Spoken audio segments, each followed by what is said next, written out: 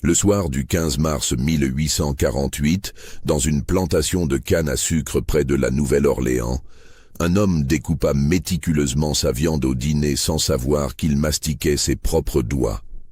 N'oubliez pas de vous abonner à la chaîne et dites-nous en commentaire de quelle ville vous nous écoutez ce soir. Cette histoire commence dans les archives judiciaires de la Louisiane, dans un dossier classé sous le nom de « Affaire Dufresne contre Succession Belmont », daté de 1849. Les documents, jaunis par le temps et partiellement rongés par l'humidité, révèlent un témoignage si troublant que le procureur de l'époque avait ordonné le huis clos total et la destruction de certaines pièces à conviction. En cette année 1848, la Louisiane vivait encore sous l'ombre oppressante de l'esclavage, malgré les vents de changement qui soufflaient déjà sur l'Europe. Les plantations de canne à sucre s'étendaient le long du Mississippi, comme des royaumes autonomes, où la loi du maître faisait office de justice suprême. Dans cette région marécageuse, entre bayous et terres cultivées, se dressait la plantation Belmont, propriété de la famille du même nom depuis 3 générations. Édouard de Belmont, âgé de 42 ans, était un homme aux traits durs sculptés par des années d'autorité absolue. Veuf depuis 5 ans, il dirigeait seul ses 350 hectares de canne à sucre avec la rigidité d'un officier militaire. Sa demeure, une imposante bâtisse créole aux colonnes blanches et aux balcons en fer forgé, se dressait au centre de la propriété, tel un temple dédié au pouvoir. Les esclaves, au nombre de 68, vivaient dans des baraquements alignés comme des casernes, à bonne distance de la maison principale. Parmi eux se trouvait Séraphine, une femme de 35 ans, aux mains expertes et au regard perçant. Née sur la plantation, elle avait grandi dans les cuisines sous l'enseignement de sa mère, devenant progressivement l'une des cuisinières les plus réputées de toute la paroisse de Saint-Charles. Sa peau cuivrée portait les cicatrices discrètes mais nombreuses des punitions reçues au fil des années, car Séraphine possédait un caractère fier que ni les coups ni les humiliations n'avaient réussi à briser complètement. Les autres esclaves la respectaient autant qu'ils la craignaient. On murmurait qu'elle connaissait des secrets sur chaque famille blanche des environs, ayant préparé leurs repas lors de réceptions et ayant surpris leurs conversations les plus intimes. Sa position privilégiée de cuisinière principale lui donnait accès à la maison, aux conversations et aux habitudes de la famille Belmont, un savoir qu'elle gardait précieusement pour elle. Le régime de la plantation suivait un ordre immuable. Chaque matin, avant l'aube, la cloche sonnait pour réveiller les esclaves. Les hommes partaient aux champs sous la surveillance des contremaîtres, tandis que les femmes s'occupaient des tâches domestiques. Séraphine, elle, commençait sa journée dans la cuisine bien avant les autres, préparant le petit déjeuner du maître et planifiant les repas. Cette routine, répétée depuis des années, créait une intimité particulière entre la cuisinière et celui qu'elle servait, une proximité qui générait autant de familiarité que de tension. L'incident qui allait bouleverser cet équilibre se produisit un matin de février 1848, lors d'une réception organisée pour accueillir le nouveau maire de la Nouvelle-Orléans et plusieurs planteurs influents de la région. Édouard de Belmont avait exigé un repas d'exception, digne de son rang social et de ses ambitions politiques. Pendant des jours, Séraphine avait préparé ce banquet avec un soin méticuleux, sélectionnant les meilleurs ingrédients, peaufinant chaque sauce et chaque accompagnement. Le jour J, tout semblait parfaitement orchestré.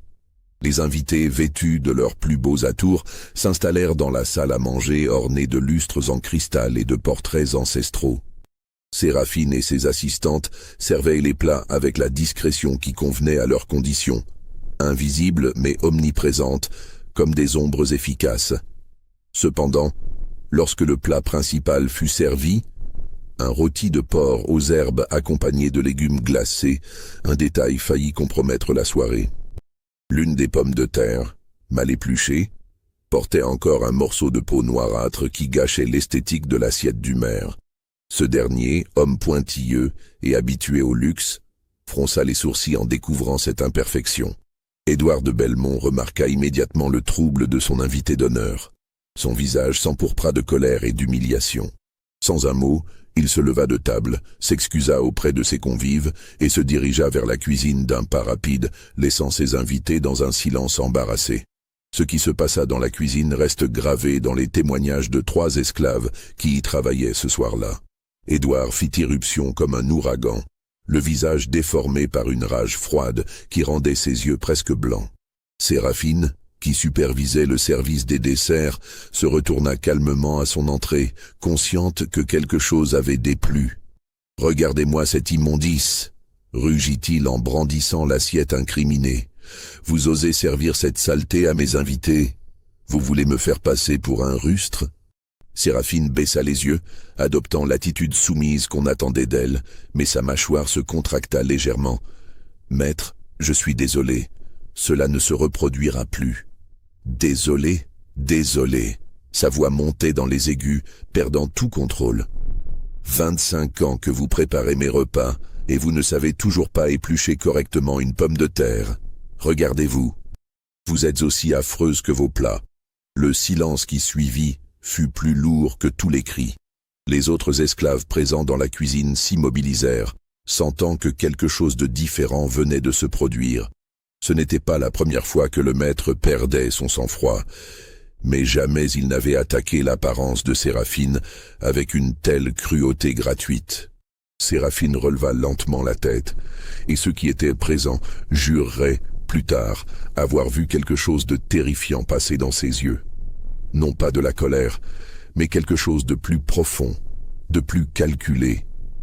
Un sourire très léger étira ses lèvres, si fugace que le maître ne le remarqua même pas. « Bien, maître, » dit-elle d'une voix parfaitement maîtrisée. « Je vais corriger immédiatement l'assiette. » Édouard retourna à sa réception, satisfait d'avoir remis sa cuisinière à sa place. Le reste de la soirée se déroula sans incident, les invités complimentant même la qualité exceptionnelle des desserts. Mais dans la cuisine, quelque chose d'irréversible venait de se rompre.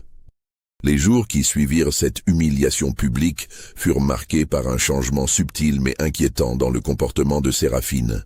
Les autres esclaves remarquèrent qu'elle parlait moins, souriait moins, mais travaillait avec une intensité nouvelle, presque obsessionnelle. Elle passait des heures supplémentaires dans la cuisine, même après avoir terminé ses tâches quotidiennes, expérimentant de nouveaux plats et de nouvelles techniques culinaires. Philomène, une jeune esclave qui l'assistait depuis 2 ans, fut la première à s'inquiéter de ce changement. Séraphine semble différente depuis la réception, confia-t-elle à Mathias, le forgeron de la plantation, lors d'une conversation murmurée près des baraquements. Elle ne me parle presque plus, et quand elle le fait, c'est comme si elle était ailleurs, comme si elle préparait quelque chose. Mathias, homme sage et respecté par tous les esclaves de la plantation, hocha gravement la tête. À 60 ans, il avait vu suffisamment de situations explosives pour reconnaître les signes avant-coureurs de la violence. « Le maître est allé trop loin cette fois, » déclara-t-il.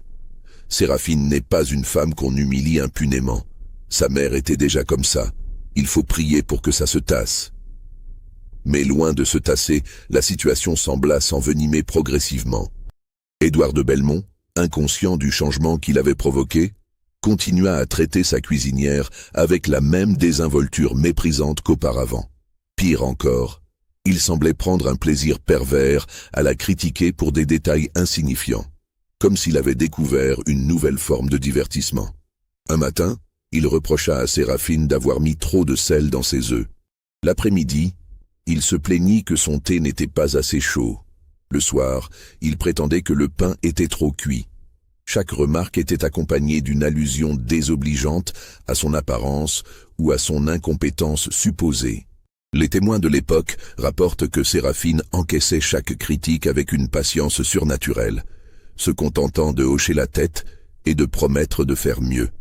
Mais cette soumission apparente cachait une transformation profonde que seuls les esclaves les plus proches d'elle commençaient à percevoir.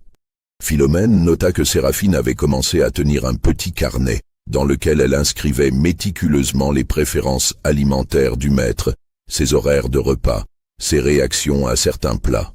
On dirait qu'elle étudie ses habitudes comme un chasseur étudie sa proie, confia-t-elle plus tard au procureur. Plus troublant encore, Séraphine avait développé une fascination nouvelle pour certains aspects de la cuisine que personne ne lui connaissait auparavant.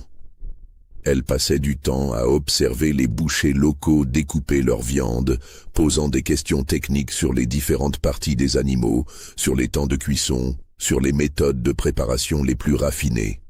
Baptiste, le boucher mulâtre qui livrait la viande à la plantation, témoigna plus tard de conversations étranges avec Séraphine pendant cette période. Elle me demandait des choses bizarres, déclara-t-il devant le tribunal. Comment distinguer la chair humaine de la chair de porc à la cuisson si certaines parties du corps avaient un goût particulier? Comment préparer la viande pour qu'elle soit méconnaissable? Je pensais qu'elle plaisantait, mais elle avait l'air très sérieuse. Les semaines passèrent, et l'obsession culinaire de Séraphine prit une dimension encore plus inquiétante. Elle avait commencé à collectionner des livres de cuisine, chose remarquable pour une esclave qui n'était officiellement pas censée savoir lire. En réalité, sa mère lui avait secrètement enseigné les lettres dans sa jeunesse, cadeau précieux qu'elle avait gardé caché tout au long de sa vie d'esclave. Ces livres, qu'elle obtenait par des moyens mystérieux, probablement en échange de services rendus aux épouses des planteurs voisins, contenaient des recettes de plus en plus sophistiquées et parfois troublantes. Certains dataient du siècle précédent et incluaient des préparations exotiques issues des traditions coloniales les plus obscures. Un volume en particulier attira l'attention du procureur lors de l'enquête ultérieure. Un recueil de recettes créoles et caribéennes datant de 1780, dont plusieurs pages avaient été soigneusement annotées de la main de Séraphine. Les notes portaient sur des méthodes de masquage, du goût de certaines viandes, des techniques d'attendrissage pour les chairs les plus coriaces et surtout des associations d'épices et de sauces permettant de rendre méconnaissable n'importe quel type de protéines.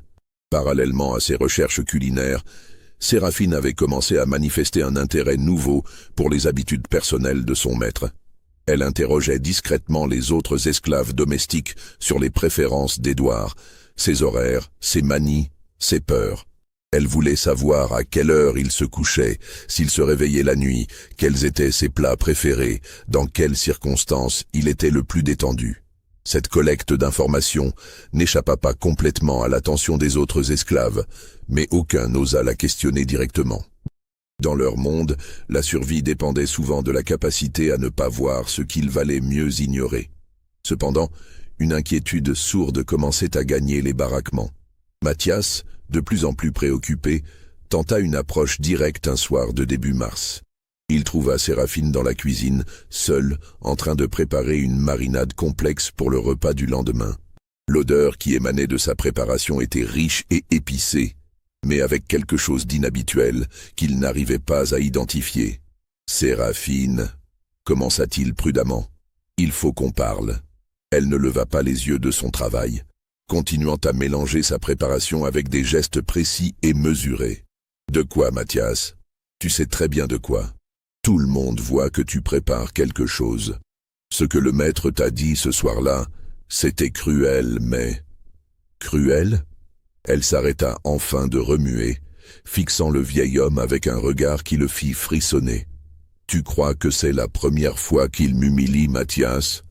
Tu crois que c'est la première fois qu'il me traite comme moins qu'un animal ?» Mathias déglutit difficilement.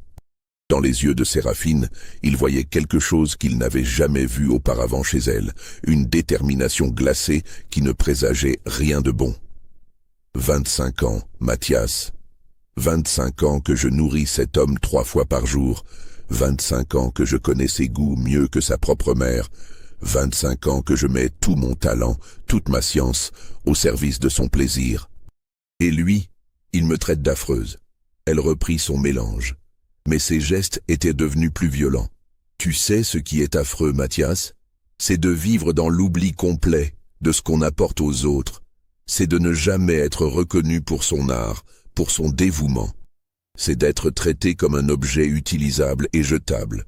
Mathias sentit un frisson glacé parcourir sa colonne vertébrale. « Séraphine, je t'en prie, ne fais rien que tu pourrais regretter. Ils nous tueront tous si... » « Qui parle de regret ?» coupa-t-elle avec un sourire qui lui glaça le sang. « Et qui parle de nous tuer tous ? Je ne prépare qu'un simple repas, Mathias. Un repas mémorable, certes, mais juste un repas. Le forgeron quitta la cuisine ce soir-là avec la conviction que quelque chose de terrible allait se produire, mais sans pouvoir imaginer l'étendue de ce qui se tramait dans l'esprit de la cuisinière. Les jours précédant le 15 mars 1848 furent marqués par une série d'incidents étranges qui, rétrospectivement, prirent une signification sinistre. Le premier eut lieu le 10 mars, lorsqu'Édouard de Belmont se réveilla en pleine nuit en hurlant, prétendant avoir fait un cauchemar dans lequel il se dévorait lui-même. Sa gouvernante, Madame Adeline, une femme libre de couleur qui s'occupait de l'intendance de la maison, témoigna qu'elle ne l'avait jamais vu dans un tel état d'agitation. Le lendemain, il se plaignit d'un goût métallique persistant dans la bouche qu'aucun bain de bouche ne parvenait à chasser. Le médecin de famille, docteur Rousseau, consulté en urgence, ne trouva aucune cause médicale à ce symptôme et l'attribua au stress lié aux affaires de la plantation. Le 12 mars, Édouard refusa pour la première fois depuis des années le plat que lui avait préparé Séraphine, prétextant une nausée soudaine à la vue de la viande. « Cette odeur me rend malade », déclara-t-il en repoussant violemment son assiette. « Qu'est-ce que vous avez mis là-dedans » Séraphine, imperturbable, répondit qu'il s'agissait de la même recette qu'elle utilisait depuis des années. « Peut-être monsieur préfère-t-il quelque chose de plus léger ce soir ?» Cette sollicitude inhabituelle de la part de sa cuisinière aurait dû alerter Édouard, mais il était trop absorbé par ses propres malaises pour remarquer le changement de ton. Il se contenta de grogner qu'elle lui prépare une soupe simple et se retira dans ses appartements. Le 13 mars, les choses prirent une tournure encore plus étrange. Philomène découvrit dans la cuisine des restes d'os qu'elle ne put identifier, mélangés aux déchets habituels de la préparation des repas.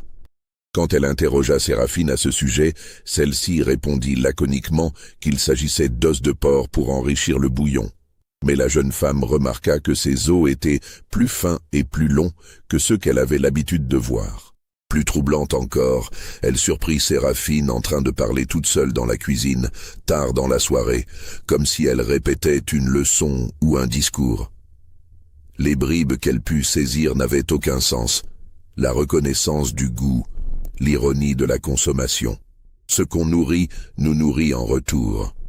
Si vous ressentez des frissons en écoutant cette histoire, n'hésitez pas à liker cette vidéo et dites-nous en commentaire ce que vous pensez qu'il s'est réellement passé.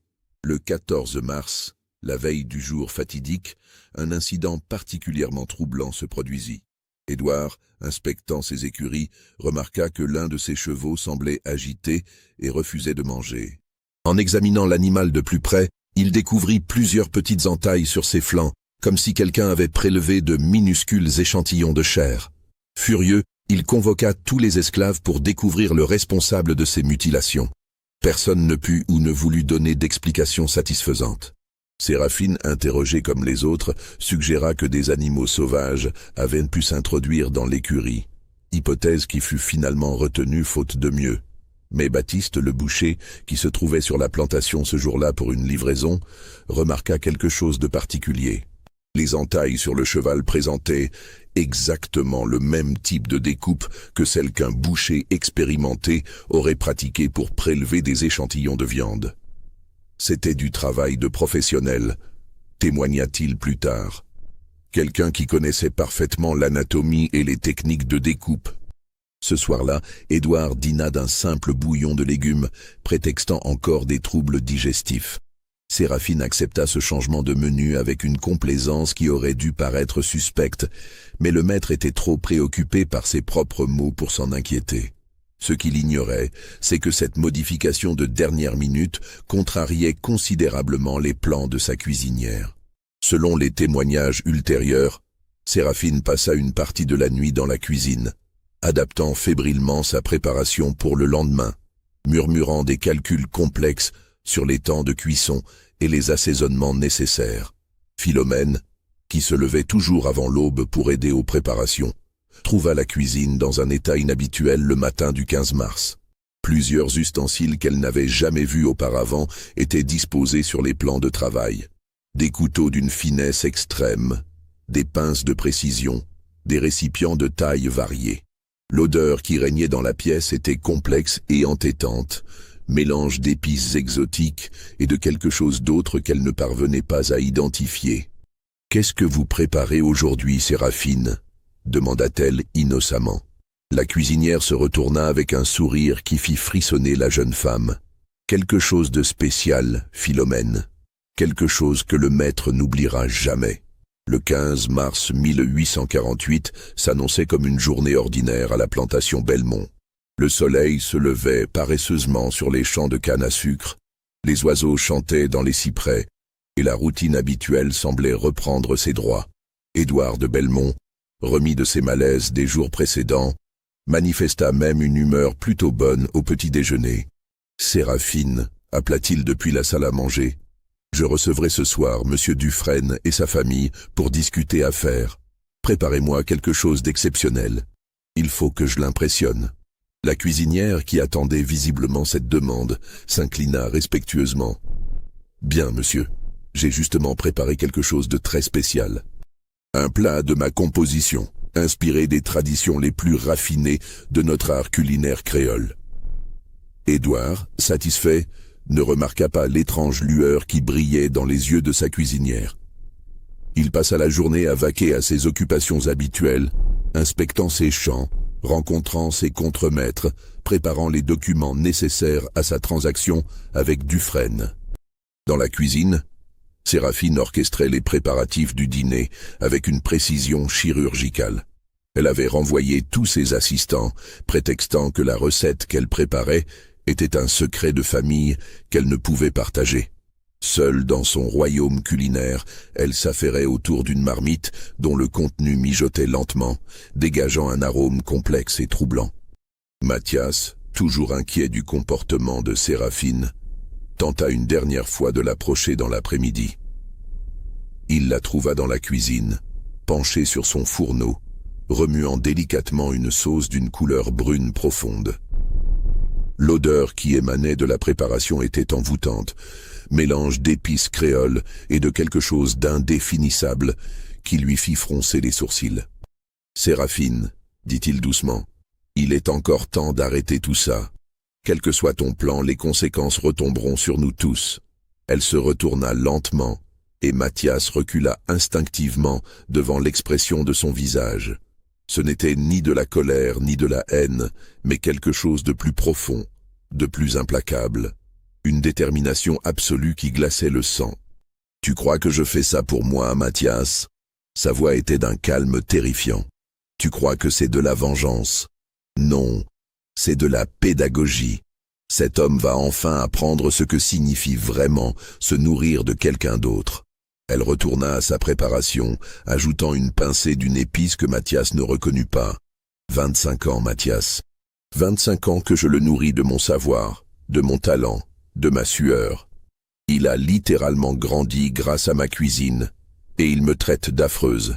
Eh bien, ce soir, il va découvrir à quel point il peut être beau, de l'intérieur. » Le forgeron quitta la cuisine avec un pressentiment épouvantable, mais il était trop tard pour alerter qui que ce soit sans risquer la vie de tous les esclaves de la plantation.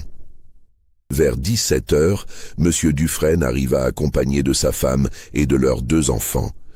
Charles-Alexandre Dufresne était un homme d'affaires prospère de la Nouvelle-Orléans, propriétaire de plusieurs entrepôts sur les rives du Mississippi. Sa visite à la plantation Belmont concernait l'achat d'une partie de la récolte de canne à sucre pour ses raffineries. L'accueil fut chaleureux et les conversations d'affaires se déroulèrent dans la bonne humeur. Édouard était particulièrement charmant ce soir-là, multipliant les anecdotes et les compliments. Il semblait avoir retrouvé toute sa superbe, oubliant les malaises des jours précédents. « Mon cher Dufresne, » disait-il en sirotant un verre de bourbon, « vous allez goûter ce soir à la cuisine de la meilleure cuisinière de toute la paroisse. Séraphine est un véritable artiste dans son domaine. » Madame Dufresne, femme raffinée aux manières délicates, se montra particulièrement intéressée par les traditions culinaires créoles. « On dit que les cuisinières d'ici possèdent des secrets transmis depuis les îles, » remarqua-t-elle. « Des mélanges d'épices et des techniques que l'on ne trouve nulle part ailleurs. » « Absolument, » confirma Édouard avec fierté. Séraphine maîtrise des recettes que sa mère lui a enseignées et sa grand-mère avant elle. C'est tout un patrimoine culinaire qui se transmet de génération en génération. Cette conversation prenait, à l'insu des participants, une résonance particulièrement sinistre au regard de ce qui allait suivre. Vers 19 heures, les invités passèrent dans la salle à manger, somptueusement décorée pour l'occasion. Les chandeliers en argent projetaient une lumière dorée sur la nappe de lin blanc, les verres en cristal étincelaient, et l'argenterie familiale des Belmont brillait de tous ses feux. Le repas commença par une soupe d'écrevisses qui fut unanimement appréciée. La préparation était parfaite. Le bouillon, d'une richesse exceptionnelle, révélait toute la subtilité des épices créoles sans jamais masquer le goût délicat des crustacés. Madame Dufresne ne tarit pas d'éloges sur cette entrée. « Cette soupe est absolument divine », déclara-t-elle. « Comment votre cuisinière obtient-elle cette profondeur de goût ?» Édouard, flatté, expliqua que Séraphine avait ses propres méthodes pour préparer le bouillon, des techniques qu'elle gardait jalousement secrètes. Elle prétend que le secret réside dans le temps de cuisson et dans certains ingrédients qu'elle ajoute au dernier moment. Suivit un poisson grillé aux herbes qui arracha des exclamations d'admiration. La chair était parfaitement cuite, les herbes savamment dosées et la sauce qui l'accompagnait révélaient des notes complexes qui intriguaient autant qu'elles enchantaient le palais. Les enfants Dufresne, pourtant difficiles d'habitude, dévoraient littéralement ce qui leur était servi. Leur père plaisanta sur le fait qu'il n'avait jamais montré un tel appétit à la maison.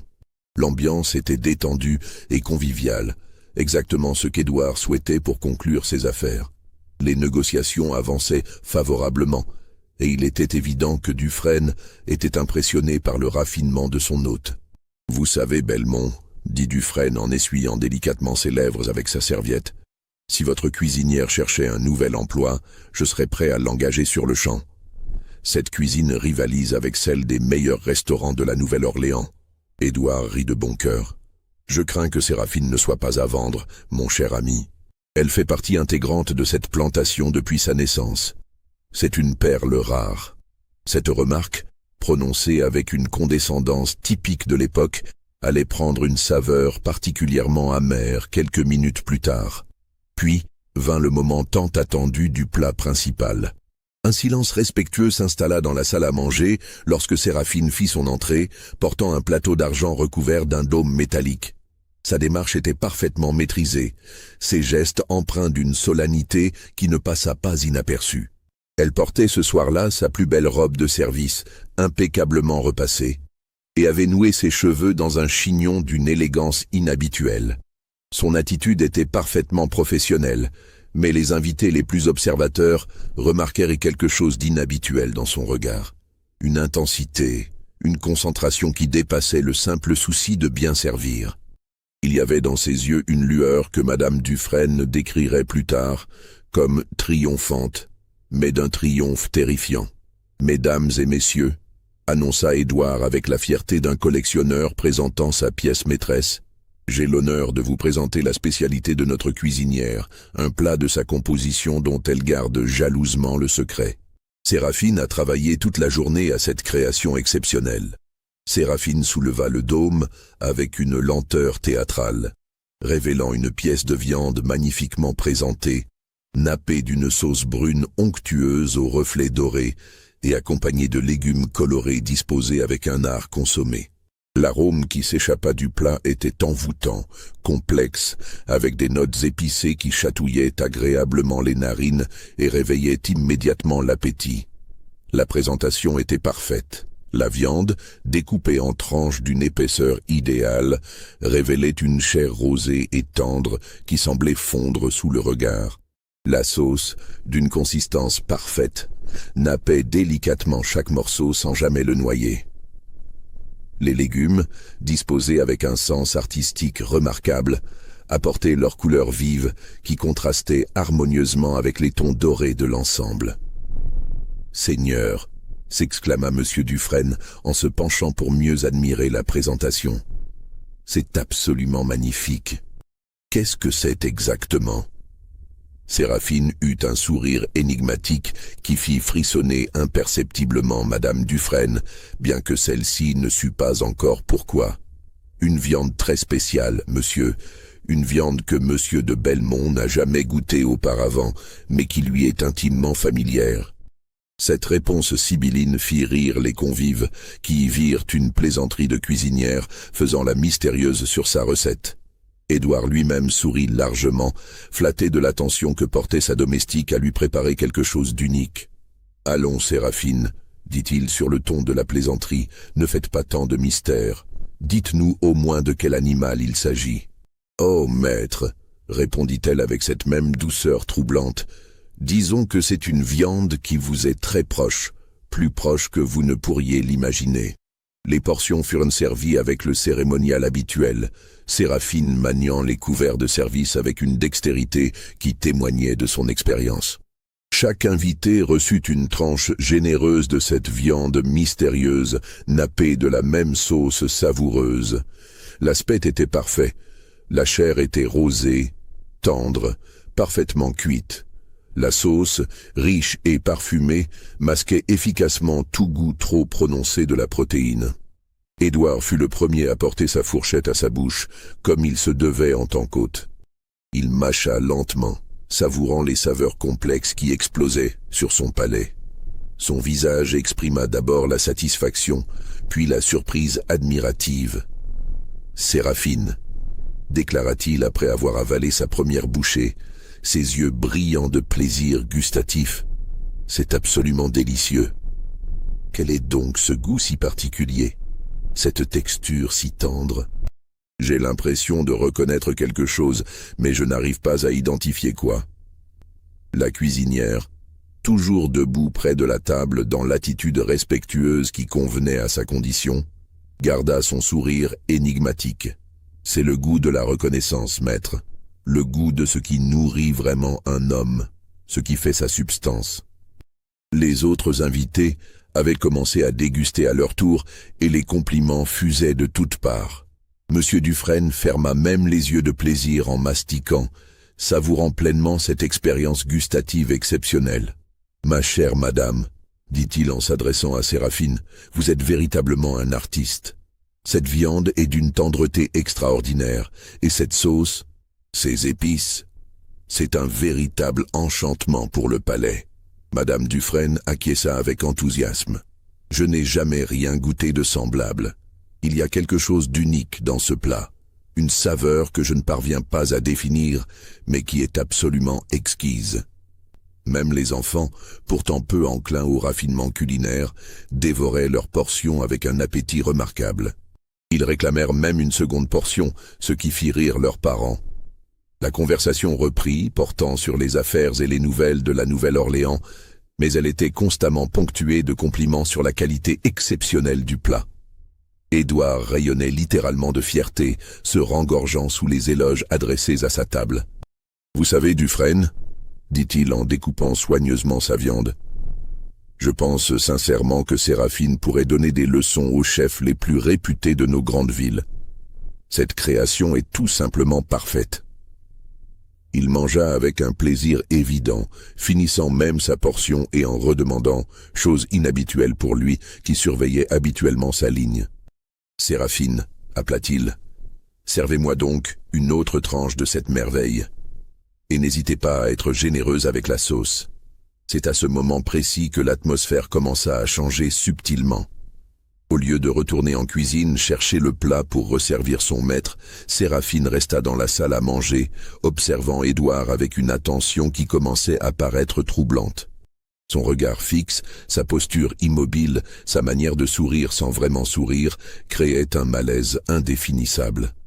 Madame Dufresne fut la première à remarquer cette présence inhabituelle et murmura quelques mots inquiets à l'oreille de son mari.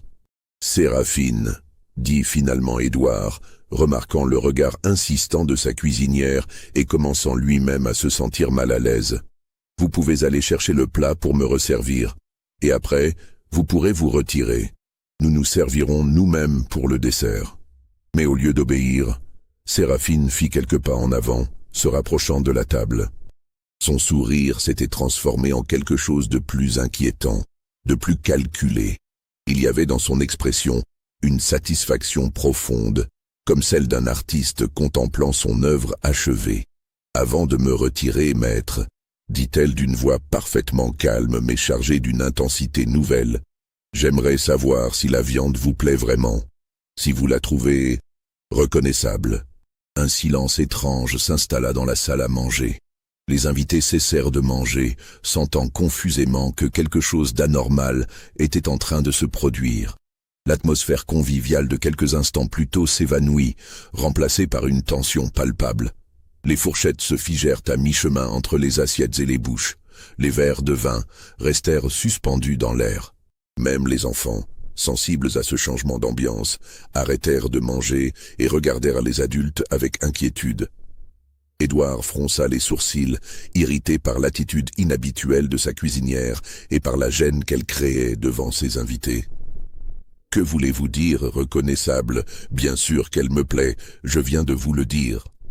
Maintenant, cessez ces mystères et retirez-vous comme je vous l'ai demandé. » Mais Séraphine ne bougea pas. Au contraire, elle sortit lentement de son tablier un petit objet qu'elle posa délicatement sur la table, près de l'assiette de son maître, avec la précision d'un chirurgien déposant un instrument sur un plateau opératoire. C'était une bague en or, ornée d'un rubis de belle taille, que tous les invités reconnurent immédiatement. Elle ne quittait jamais l'annulaire droit d'Édouard de Belmont. Cette bague, héritage familial, était aussi reconnaissable que le visage de son propriétaire. Le silence qui suivit fut plus lourd que tous les cris. On n'entendait plus que le tic-tac de la pendule et le souffle court des convives qui commençaient à comprendre que quelque chose de terrible était en train de se révéler. « Maître !» dit Séraphine avec une douceur terrifiante, comme une mère s'adressant à un enfant égaré. « Vous cherchez quelque chose ?» Instinctivement, Édouard porta la main à son annulaire droit. Il ne portait plus sa bague. Dans sa confusion, il ne se souvenait même pas l'avoir enlevée. Il n'avait d'ailleurs aucun souvenir de l'avoir retirée depuis des années. Son regard alla de la bague posée sur la table à sa main nue, puis au visage impassible de Séraphine, tentant de comprendre ce qui se passait. « Comment? Où avez-vous trouvé cela ?» balbutia-t-il, sa voix commençant à trembler imperceptiblement. « Je ne l'ai pas trouvé, maître. Je l'ai récupéré. » Sa voix était d'un calme parfait, comme si elle commentait la météo. Après avoir soigneusement retiré ce qui l'entourait, un frisson glacé parcourut l'assemblée. Madame Dufresne porta une main à sa bouche, pressentant l'horreur qui allait suivre mais refusant encore d'y croire. Son mari se leva à demi, prêt à quitter la table, mais paralysé par la fascination de l'épouvante. Séraphine continua de sa voix parfaitement contrôlée, comme si elle récitait une recette de cuisine. Vous vouliez savoir quel était ce goût si particulier, cette texture si tendre que vous avez tant appréciée. C'est le goût de votre propre chair, maître, votre propre substance, préparée avec tout mon art et toute ma science culinaire. L'horreur qui se peignit sur le visage d'Édouard était indescriptible. Ses yeux s'écarquillèrent, sa bouche s'ouvrit sans qu'aucun son n'en sorte et son teint devint d'une pâleur cadavérique. Il regarda ses mains, scrutant ses doigts avec une attention folle, cherchant les traces des mutilations. Ces 3 dernières nuits, poursuivit Séraphine avec la même tranquillité effrayante, pendant que vous dormiez de votre sommeil de maître satisfait, j'ai prélevé délicatement de petits morceaux de vos doigts. Oh, rien de bien visible. Quelques lamelles par-ci, quelques copeaux par-là, toujours à des endroits que vous ne regardiez jamais, toujours avec la précision d'un chirurgien. Un art délicat, comme vous pouvez l'imaginer. Effectivement, à y regarder de près, on pouvait maintenant distinguer de minuscules cicatrices sur ses doigts, si fines qu'elles passaient inaperçues au premier regard, mais qui, une fois remarquées, paraissaient évidentes. « Vous êtes folle !» hurla-t-il finalement en se levant brusquement, renversant sa chaise dans un fracas qui résonna dans le silence de mort. « Vous êtes complètement folle, c'est impossible, c'est impossible !» Séraphine inclina légèrement la tête, comme si elle réfléchissait sincèrement à cette objection. Pourtant, Vous venez de vous délecter de votre propre goût pendant près d'1 heure. Vous en avez même redemandé, maître. Vous avez dit que c'était délicieux. Ce qui suivit cette révélation fut un chaos indescriptible qui marqua à jamais tous les témoins de cette soirée maudite. Édouard de Belmont s'effondra littéralement, pris de convulsions et de vomissements si violents qu'ils soulevèrent son corps entier.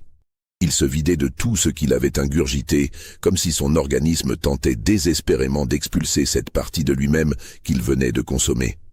Monsieur Dufresne, homme pourtant habitué aux affaires les plus sordides du commerce colonial, ne put retenir ses propres nausées. Sa femme s'évanouit sur sa chaise, tandis que leurs enfants, terrifiés par les hurlements de leur hôte et ne comprenant pas ce qui se passait, se mirent à pleurer de toute leur force. Dans ce pandémonium, seule Séraphine demeurait parfaitement calme, debout près de la table, observant les conséquences de son acte avec une satisfaction tranquille qui glaçait le sang. Elle semblait contempler son œuvre comme un peintre admire un tableau achevé. « Vous voulez savoir le plus beau, maître ?» continua-t-elle avec cette même douceur implacable, sa voix dominant les gémissements et les pleurs. « Vous avez dit que c'était délicieux. Vous en avez même redemandé, vous m'avez complimenté sur mon art culinaire. Finalement, vous n'êtes peut-être pas si affreux que ça, puisque vous avez si bon goût. » Dufresne, après avoir fait évacuer sa famille en urgence par les domestiques alertés par le bruit, fit immédiatement appeler le shérif et le médecin. Les esclaves de la plantation, alertés par les cris, accoururent vers la maison principale, où ils découvrirent leur maître dans un état proche de la catalepsie, recroquevillé sur le sol de marbre de sa salle à manger. Mathias fut l'un des premiers à arriver sur les lieux. En découvrant la scène, il comprit immédiatement ce qui s'était passé. Son regard croisa celui de Séraphine, et il y lut une expression qu'il n'oublierait jamais, non pas du remords ou de la peur, mais une paix profonde, comme si elle avait enfin accompli quelque chose d'essentiel. Séraphine ne tenta aucune fuite. Elle ne nia rien. Au contraire, quand le shérif Hamilton arriva 1 heure plus tard, accompagné de ses adjoints et du docteur Rousseau, elle lui raconta spontanément tous les détails de son plan, avec la précision d'un rapport médical et sans manifester le moindre remords. « J'ai utilisé de l'opium dissous dans son vin de table », expliqua-t-elle calmement pendant que les adjoints prenaient des notes. Chaque soir, pendant 3 nuits consécutives, la dose était calculée pour provoquer un sommeil profond sans risque mortel. Monsieur de Belmont a toujours eu le sommeil lourd après le dîner, cela facilitait grandement mon travail. Le docteur Rousseau, appelé d'urgence, confirma la présence des minuscules cicatrices sur les doigts d'Édouard. L'examen révéla que les prélèvements avaient été effectués avec une expertise chirurgicale remarquable. Aucun nerf important n'avait été touché, aucune infection ne s'était développée, et les cicatrices étaient si fines qu'elles auraient probablement disparu complètement avec le temps. « C'est du travail de professionnel », déclara le médecin au shérif, sa voix trahissant un mélange d'horreur et d'admiration technique. Ces incisions auraient pu être pratiquées par un chirurgien expérimenté. La précision est absolument remarquable. Séraphine sourit à ce compliment involontaire. J'ai étudié l'anatomie, docteur, pendant des années. Les livres de médecine ne sont pas si difficiles à obtenir quand on sait qui demander et quoi offrir en échange. L'enquête qui suivit révéla l'étendue stupéfiante de la préméditation de Séraphine. Dans sa case, les autorités découvrirent une véritable bibliothèque médicale. Traités d'anatomie, ouvrages de chirurgie, manuels de pharmacologie, tous annotés de sa main dans une écriture fine et précise.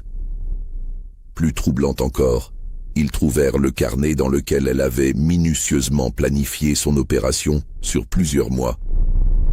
Chaque page révélait un aspect différent de sa préparation. Horaire de sommeil du maître, dose d'opium nécessaire selon son poids et sa tolérance à l'alcool, technique de découpe pour minimiser les douleurs et les risques d'infection, recette de marinade pour masquer le goût particulier de la chair humaine, méthode de cautérisation pour éviter les complications. Le carnet contenait également plusieurs esquisses anatomiques d'une précision saisissante, montrant l'emplacement exact des prélèvements sur chaque doigt. Séraphine avait étudié l'anatomie humaine avec le sérieux d'un étudiant en médecine, se procurant des ouvrages spécialisés par des moyens qui ne furent jamais complètement élucidés. Comment une esclave a-t-elle pu acquérir de telles connaissances ? S'interrogea le procureur lors de l'instruction. La réponse vint partiellement des témoignages de plusieurs épouses de planteurs qui admirent, sous la contrainte de l'enquête, avoir occasionnellement prêté des livres à Séraphine en échange de services culinaires exceptionnels lors de leur réception. Madame de Frontenac, épouse d'un riche propriétaire de Saint-Charles, révéla ainsi que Séraphine lui avait plusieurs fois demandé l'accès à la bibliothèque de son mari médecin. Elle prétendait vouloir mieux connaître les propriétés des plantes pour améliorer sa cuisine. Cela me semblait louable pour une domestique si dévouée. Le procès qui eut lieu en juin 1848 fit sensation dans toute la Louisiane et au-delà. Les journaux de la Nouvelle-Orléans, de Mobile, de Charleston et même de New York relatèrent cette affaire extraordinaire. Le New Orleans Daily Picayune titrait « La cuisinière cannibale de Belmont », tandis que le Charleston Mercury parlait du festin de l'horreur en Louisiane. Cependant, sur ordre du procureur général, certains détails furent censurés dans les comptes rendus publics pour éviter de donner des idées à d'autres esclaves mécontents. Les autorités craignaient que cette affaire ne devienne un symbole de résistance et n'inspire d'autres actes de rébellion dans les plantations du Sud. Le tribunal était bondé chaque jour d'audience. Séraphine comparaissait dans une simple robe grise, les mains entravées, mais elle gardait un maintien digne qui impressionnait même ses détracteurs. Elle répondait aux questions avec une précision clinique, sans jamais montrer ni remords ni satisfaction excessive. Quand le président du tribunal lui demanda si elle regrettait son acte, elle répondit avec cette même tranquillité troublante. « Regrettez quoi, monsieur le président ? D'avoir donné à mon maître l'occasion de découvrir sa vraie nature, de lui avoir offert le repas le plus personnel qu'il ait jamais pris ? Non, je ne regrette rien, j'ai accompli mon œuvre. » Séraphine plaida non coupable, non pas en niant les faits, mais en revendiquant son acte comme un art culinaire poussé à son paroxysme. « J'ai donné à mon maître ce qu'il désirait le plus au monde », déclara-t-elle devant le tribunal dans une tirade qui marqua tous les présents. Un repas inoubliable, préparé avec tout mon talent et toute ma science. Il a même dit que c'était délicieux. N'est-ce pas là la plus belle récompense qu'une cuisinière puisse recevoir ? Son avocat, Maître Beauregard, commis d'office, tenta de plaider l'aliénation mentale. Mais Séraphine s'opposa violemment à cette défense. « Je ne suis pas folle, maître », répétait-elle avec une véhémence qui résonnait dans tout le prétoire. « J'ai simplement donné à cet homme l'occasion de se connaître vraiment, de se goûter, d'apprécier sa propre valeur. N'est-ce pas là le plus beau cadeau qu'une cuisinière puisse offrir ?» Cette logique implacable déstabilisait profondément l'assistance. Il y avait dans les arguments de Séraphine une cohérence interne qui rendait sa folie encore plus terrifiante, car elle n'était peut-être pas folie du tout, mais simplement une forme de lucidité poussée à l'extrême. Le témoignage le plus troublant fut celui du docteur Rousseau, qui avait examiné minutieusement les cicatrices d'Édouard. « Mesdames et messieurs les jurés, déclara-t-il, je dois témoigner en toute honnêteté que l'accusé possède des connaissances médicales qui dépassent celles de nombreux praticiens diplômés. La précision de ses incisions, sa connaissance de l'anatomie, sa maîtrise des techniques de cautérisation révèlent une expertise que j'aurais cru impossible chez une personne de sa condition. » Cette déclaration créa un malaise profond dans l'assistance. L'idée qu'une esclave puisse surpasser en compétences des hommes blancs éduqués remettait en question les fondements mêmes de la société esclavagiste. Baptiste, le boucher mulâtre, témoigna également des conversations étranges qu'il avait eues avec Séraphine dans les mois précédant l'incident.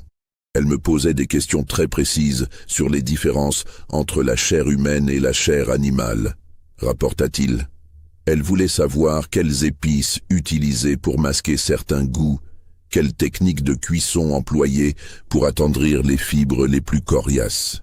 Sur le moment, j'ai cru qu'elle plaisantait, mais elle prenait des notes très sérieuses. Philomène, l'assistante de Séraphine, fut appelée à la barre comme témoin à charge. Tremblante de peur, elle raconta les changements qu'elle avait observés chez la cuisinière après l'humiliation publique du mois de février. Elle n'était plus la même, témoigna-t-elle d'une voix à peine audible. Elle passait des heures à étudier ses livres, à faire des calculs dans son carnet. Elle parlait toute seule, comme si elle répétait quelque chose, et elle me regardait parfois d'une façon qui me faisait peur. Quand on lui demanda pourquoi elle n'avait pas alerté les autorités de ses comportements inquiétants, Philomène répondit avec une sincérité déchirante. Qui aurait cru une esclave accusant une autre esclave de préparer quelque chose contre le maître? Et puis, Séraphine était respectée par nous tous. Elle savait des choses, elle avait du pouvoir. Personne n'osait vraiment la contrarier. Le témoignage le plus poignant fut celui de Mathias, le vieux forgeron. Malgré son âge et sa position difficile de témoin potentiellement compromis, il choisit de dire la vérité sur ses dernières conversations avec Séraphine. « J'ai essayé de l'arrêter », déclara-t-il les larmes aux yeux. Le dernier jour, j'ai compris qu'elle allait faire quelque chose de terrible, mais elle m'a dit une chose que je n'oublierai jamais. Ce n'est pas de la vengeance, Mathias, c'est de l'art. L'art de révéler à quelqu'un sa vraie nature. Il marqua une pause, cherchant ses mots. Elle avait raison sur une chose. Le maître était cruel avec elle. Mais ce qu'elle a fait dépassait tout ce qu'on peut imaginer. C'était comme si elle avait voulu prouver qu'elle pouvait être encore plus inhumaine que ceux qui nous traitent comme des animaux. L'accusation, menée par le procureur Dalton, tenta de présenter Séraphine comme un monstre d'exception, une aberration qui ne remettait pas en cause l'ordre social établi. Mais cette stratégie fut mise à mal par l'attitude même de l'accusée, qui ne correspondait en rien à l'image de la bête sauvage qu'on voulait donner d'elle.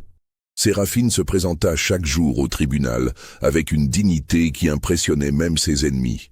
Elle répondait aux questions avec une intelligence évidente, une culture qui surprenait et une logique implacable qui dérangeait profondément ceux qui préféraient de la voir comme une folle furieuse. Lors de sa déclaration finale, elle prononça un discours qui marqua tous les présents et fut largement rapporté dans la presse de l'époque. « Messieurs les jurés, on m'accuse d'avoir commis un acte monstrueux. Mais je vous demande, qu'y a-t-il de plus monstrueux? Nourrir quelqu'un pendant 25 ans de son talent et de son dévouement, ou se nourrir littéralement de cette même personne? Monsieur de Belmont s'est repu de ma substance morale pendant des décennies. Moi, je lui ai simplement donné l'occasion de goûter à sa propre substance physique, et il a trouvé cela délicieux. » Elle marqua une pause, promenant son regard sur l'assistance silencieuse. « Vous voulez savoir si je regrette? Je ne regrette qu'une chose, qu'il ait fallu en arriver là pour qu'un homme comprenne enfin ce que signifie vraiment se nourrir de quelqu'un d'autre. » Le jury, composé exclusivement d'hommes blancs propriétaires d'esclaves, délibéra pendant 3 jours. Cette durée exceptionnellement longue révélait les divisions profondes que cette affaire avait créées même parmi ceux qui auraient dû naturellement condamner sans hésiter. Certains jurés, selon les témoignages ultérieurs, étaient troublés par l'intelligence évidente de Séraphine et par la cohérence de sa logique. D'autres étaient effrayés par les implications de cette affaire. Si une esclave pouvait concevoir et exécuter un plan si sophistiqué, que devenait leur certitude sur la supposée infériorité intellectuelle des populations asservies? Finalement, le verdict fut rendu.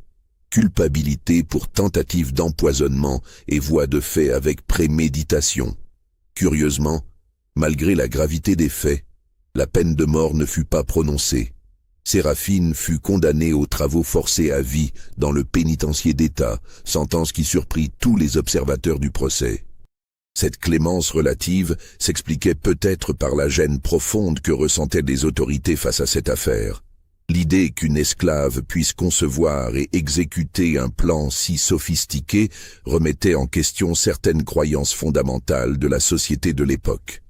Il était plus confortable de traiter Séraphine comme une curiosité dangereuse que comme un symbole de résistance organisée. De plus, Certains jurés avaient été sensibles à un argument inattendu de la défense. Séraphine n'avait techniquement tenté de tuer personne. Elle avait prélevé de minuscules quantités de chair sans mettre en danger la vie de sa victime, et la nourriture qu'elle avait servie ne contenait aucun poison. D'un point de vue strictement légal, il était difficile de caractériser son acte comme une tentative de meurtre. Édouard de Belmont, lui, ne se remit jamais complètement de cette épreuve. Les témoignages de l'époque rapportent qu'il développa une aversion totale pour la nourriture solide, ne se nourrissant plus que de bouillon clair qu'il préparait lui-même dans sa propre chambre, avec des ingrédients qu'il achetait personnellement. Sa transformation physique fut spectaculaire. En quelques mois, cet homme robuste et autoritaire devint squelettique, hanté, sursautant au moindre bruit. Il ne pouvait plus supporter la présence d'aucun domestique dans ses appartements et avait développé une phobie maladive des couteaux et de tout ustensile tranchant. Le docteur Rousseau, qui le suivit médicalement jusqu'à sa mort, nota dans ses rapports: Monsieur de Belmont présente tous les symptômes d'un traumatisme psychologique majeur. Il refuse catégoriquement toute nourriture préparée par autrui, se méfie de tous les domestiques et manifeste des signes évidents de paranoïa alimentaire. Plus troublant encore, il passe des heures à examiner ses mains et son corps, comme s'il cherchait d'autres traces de mutilation. 6 mois après l'incident, Édouard vendit sa plantation à vil prix et s'installa à la Nouvelle-Orléans, dans une petite maison du quartier français qu'il ne quittait pratiquement jamais. Il vécut en reclus complet jusqu'à sa mort en 1852, probablement dû à la malnutrition chronique et à l'épuisement nerveux. Les autres esclaves de la plantation furent vendus aux enchères et dispersés aux 4 vents pour éviter que l'histoire de Séraphine ne se transforme en légende inspiratrice pour d'autres révoltes potentielles. Cependant, malgré ces précautions, le récit de la cuisinière qui avait servi son maître à lui-même se transmit de bouche à oreille dans toutes les plantations du Sud. Cette histoire prit rapidement une dimension mythique dans la culture orale des esclaves. Séraphine devint une figure ambiguë, admirée pour son intelligence et sa détermination, mais aussi crainte pour la radicalité de ses méthodes. Son nom était murmuré avec respect et épouvante dans les baraquements, et les maîtres les plus perspicaces commencèrent à surveiller de plus près leur cuisinière. Au pénitencier d'État, Séraphine devint rapidement une figure légendaire, mais aussi profondément isolée. Les gardiens racontaient qu'elle refusait obstinément de travailler aux cuisines de la prison, préférant les travaux les plus pénibles plutôt que de reprendre ses anciens talents. « Je ne cuisinerai plus jamais », déclarait-elle à qui voulait l'entendre. « Mon chef-d'œuvre est derrière moi. Tout ce que je pourrais préparer maintenant ne serait que répétition ou décadence. » Cette attitude intriguait autant qu'elle inquiétait. Les autres détenus la respectaient et la craignaient à la fois, ne sachant jamais si son refus de cuisiner relevait du remords ou d'une forme de fierté artistique pervertie. Le directeur du pénitencier, M. Thibaudeau, nota dans ses rapports annuels: « La détenue Séraphine demeure un cas à part dans notre établissement. Elle ne cause aucun trouble disciplinaire, travaille sans se plaindre aux tâches les plus difficiles, mais refuse catégoriquement tout contact avec la préparation de nourriture. Quand on l'interroge sur ses motivations, elle répond invariablement qu'elle a achevé son œuvre et qu'elle ne souhaite pas la galvauder par des créations inférieures. » Séraphine mourut en 1863, pendant l'épidémie de fièvre jaune qui ravagea le pénitencier. Selon le témoignage de l'aumônier, le père Marcel, elle garda jusqu'au bout cette tranquillité troublante qui l'avait caractérisée depuis son procès. Ses derniers mots, rapportés par le prêtre, furent: « Il a dit que c'était délicieux. C'est tout ce qui compte. Un artiste ne peut espérer plus belle reconnaissance. » Les archives judiciaires de cette affaire furent partiellement détruites lors de l'incendie du palais de justice de la Nouvelle-Orléans en 1878. Cependant, quelques documents subsistent encore aujourd'hui, notamment le témoignage complet du docteur Rousseau et les croquis anatomiques trouvés dans la case de Séraphine. Ces derniers furent longtemps conservés dans les archives de l'école de médecine de la Tulane University, où ils servaient d'illustration pour les cours d'anatomie. Leur précision était telle que plusieurs professeurs s'interrogèrent sur la formation médicale que cet esclave avait pu recevoir. Ce mystère ne fut jamais complètement élucidé. Le carnet de Séraphine, pièce à conviction centrale du procès, disparut mystérieusement des archives du tribunal dans les années 1860. Certains prétendent qu'il fut volé par des collectionneurs morbides, d'autres qu'il fut détruit par les autorités qui craignaient qu'il ne serve d'inspiration à d'autres actes similaires. L'affaire Séraphine, comme elle fut surnommée dans les annales criminelles de la Louisiane, marqua un tournant dans la perception des relations entre maître et esclave. Pour la première fois, l'opinion publique fut confrontée à une forme de résistance qui dépassait la simple rébellion violente pour entrer dans le domaine de la manipulation psychologique raffinée. Certains intellectuels de l'époque, comme le philosophe créole Armand de Trémont, virent dans ce geste une métaphore parfaite du système esclavagiste. Dans un essai publié en 1849, il écrivait « Cette femme n'a fait que pousser à son terme logique la relation parasitaire qui unit le maître et l'esclave.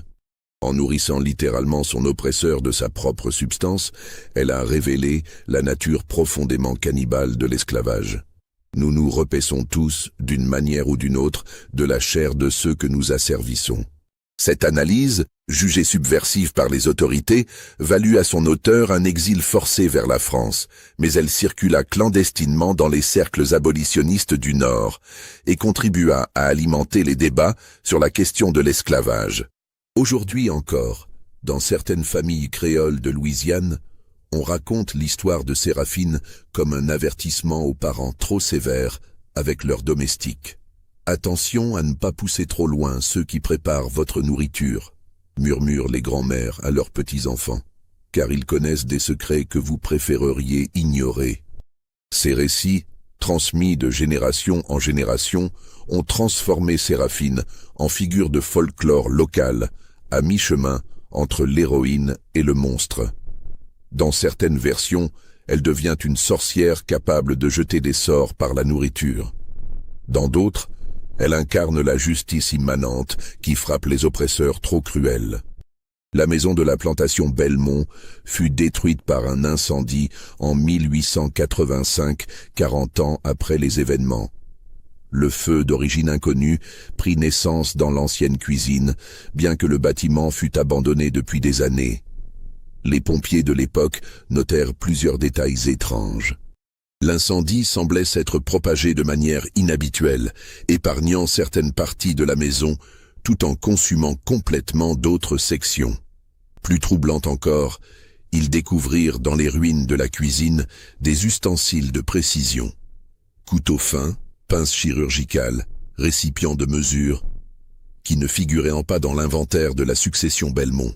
Certains prétendent que le feu prit naissance spontanément, alimenté par les miasmes de souvenirs empoisonnés qui stagnaient encore dans ses murs. D'autres affirment avoir vu, les soirs de brouillard, une silhouette féminine s'affairant autour des ruines, comme si quelqu'un préparait encore des repas pour des convives invisibles.